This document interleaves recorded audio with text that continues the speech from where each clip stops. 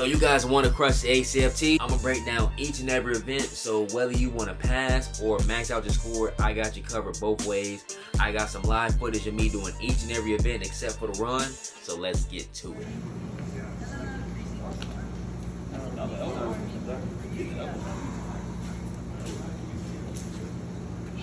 Yep. The first event that you'll do is the deadlift. So I will make an oxymoronic statement with this. Typically, this is probably the more easier workout to do, but yet the most complicated if you're not technically savvy as far as with technique and how to properly do a deadlift correctly. So what I'll do is when I start, the biggest thing, no matter how strong I am, the grip and the feet placement matters the most. So as you can see, what I'm doing is I'm establishing my feet. Already got that established. So now I do my fingers to make sure my grip is perfect. So what I'll do is I will take my middle finger right here and I will wrap around the center of the bar. And then I will take this ring finger and I will wrap it just like this. So my hands will be just like this. And what I will do is I will slide it up and down based on how my feet are placed. And I try to line these two fingers right here in the center of my knee. So when I lift up, the weight is not going to slide too far forward or too far back. And people might say, what's the difference between I do deadlifts all the time? It's a little bit different as far as with lifting. So typically if you go to the gym, people will practice a deadlift on the straight bars, which is cool. However, the difference between the straight bars and the Army hex bar is that it's a 20-pound difference. The hex bars is actually 65 pounds that you'll do when you do your deadlift. However, the actual straights are 45. So it's already a 20-pound difference. Also, you might say, hey, I know they have a trap bar that you can do your dumbbells on. I mean, you can do your lifts on. That'd be cool. I should be able to do my thing, right? Not necessarily. The hex bars at the gym are typically a lot smaller than the one that you'll see at the when you do your Army fitness test, and also doesn't weigh the same. And also there's different parts with the grips. So the grips on there, they typically will have like a square lip handlebar on there, as opposed to the hex bar, it doesn't. You'll see when you grab that weight. The biggest issue that people will have is controlling the weight. But when you do your warm-up, typically you'll have 10 to 15 minutes to warm up, so you can pick a weight that you're most comfortable with, and you can practice that form and technique before you start your first attempt.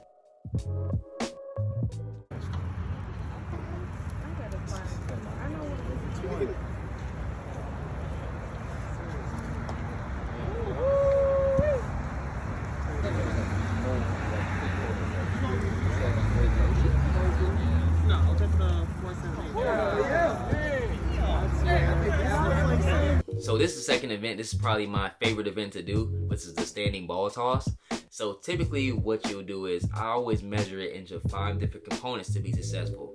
First thing I'll focus on, same as a deadlift, your foot placement, your hand placement, same as a deadlift. The next, your hip thrust, be able to thrust your hips up. Also, when you release the ball, so the launch point. And fifth is making sure you have a nice rhythm. Same with like we play basketball, shooting a free throw. So everything is all in sync and in one exact motion. I'm gonna demonstrate for you guys real quick. So when I do my throws, the hand placement is very essential, because you can have your hand placed all jacked up. So typically from having your hands I have my hands a little bit too low on the ball. So if it's too low, typically what will happen is you will launch the ball super high, which will be cool, but the bar is not going to get that much trajectory to travel as far as you want to go. So what you typically want to do is making sure that you have your hands slightly below the midpoint of the medicine ball. So I have it right here. I put the pinky right touch together. So I have my pinky just like this aligned, and depending on how wet the ball is, I would have a slightly more closed in or slightly more closed out. And I'm turning my hands into an actual catapult. So once I put these 2 fingers together, this thing is gonna launch regardless. My strength is gonna make it even better. Can you jump and do it? Yeah, but I don't typically jump when I do my throws, but I don't really think it's much of a difference if you have proper hip thrust. You don't really need to jump. That's just me personally. I don't know, that's up to y'all, but I don't like jumping, but you can if you want to.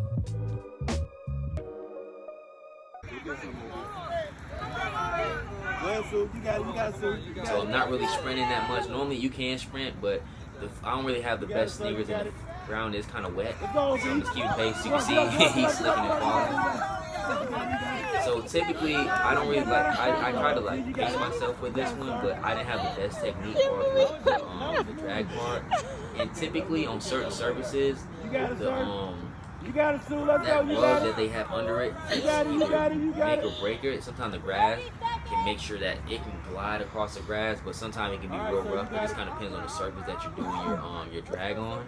But make sure that you just keep going and don't stop, because it's pretty much what make or break your score right here, I think personally. So this like even, then you shuffle. I forgot you got to shuffle too. I forgot you don't even carry first. You do a sprint, drag, shuffle, then a carry, and then a sprint. So they kind of lied to you about this event. So as you can see, like keeping a good pace, not burning out, just keep going, galloping. Most of the time you just live galloping for the most part. And then now, and typically when I do my setup, I try to make sure that it's going smoothly to the next thing. So I keep my drag, like my sleds a little bit further to the left. Then I know I have enough space to kind of to do my shuttle, and once I come back, I can easily transition and grab the kettlebells, and then I can just grab them and go.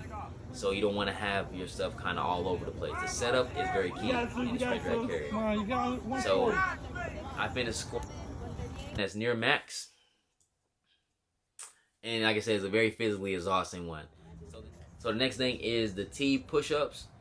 So pretty much when you do it, so a T release push-up is when you go to the ground and then you spread your arms out and then you go right back into push-up position and you push up. So this is pretty much a tricep dominant workout and also some form of chest, but it's mainly your triceps getting the most burn when doing these push-ups. So if you guys are working out and practicing, I would say making sure that you build up your triceps when you do this workout, your triceps and your core, and then chest. As you can see, you don't have to go super fast to burn out. I would say if you can do 20 minutes, like typically what I'll do is that I count I pace in my head, so you can tell your grader how you want your score to be counted. Unless you would drill, so unless you in base training, whatever, I typically do a 10 count.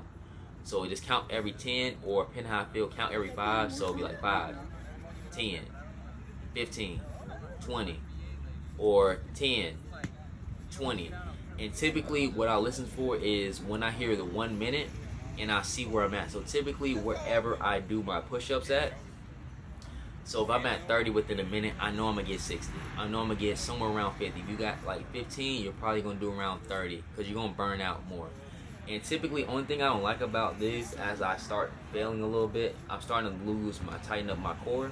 And I'm starting to kind of rotate a little bit to the right, because you kind of get all over the place when you're trying to get your max score. So I kind of have this habit when I do the T push-up with something I really don't practice. I start to rotate sideways when I do mine.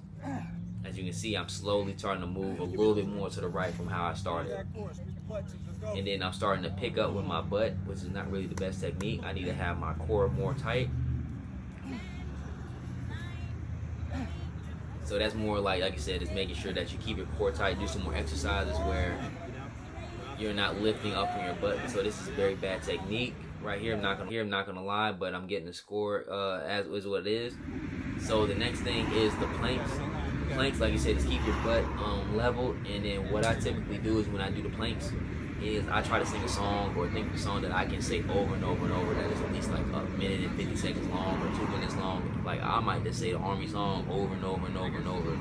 I try not to talk to people because it's kind of distraction, but I never really have an issue doing the planks. But main thing is mainly just the mental part of it, because sometimes you'll do the planks and then sometimes you'll mentally like, okay, I'm ready to done now because everybody else starting to drop or whatever. So main thing about it, that's more mental than physical. You can pencil through it. Just sing a song and just keep your mind occupied. That's probably the most mental exercise of them all. So, and then the run's the last event. You typically get a break before you do your run. I typically not the best runner, but I just try to keep a pace. I try to stay in front of somebody who is relatively faster than me, so I have like an indirect pacer. So if I know that I'm a 8-mile runner or 8-mile pace, I try to stay behind someone that's a 7.3 and try to keep pace with them. That kind of helps boost my score. And then if I can somewhat keep up with them, I'm looking at the next person. So I'm looking from who look like they a little further than me. I keep pace with them, If I have time to slingshot around them, I'll look for the next person. If I'm first, I just run as fast as I can, but making sure that you're not getting a cramp or burning out too fast. Don't burn out too fast because it is a 2-mile run. So hope you guys liked the video. Hope you found this very informative. I got a 580 on this, so I hopefully improve it. I mostly max out everything. The only thing I don't max out is the run. So all my scores are typically like 100s and no more than the 98s on stuff. I have a lot of other videos you can watch and prep. So I got the video below. So make sure you guys check those out. So hope you guys liked the video. Hit the subscribe button and I'm out.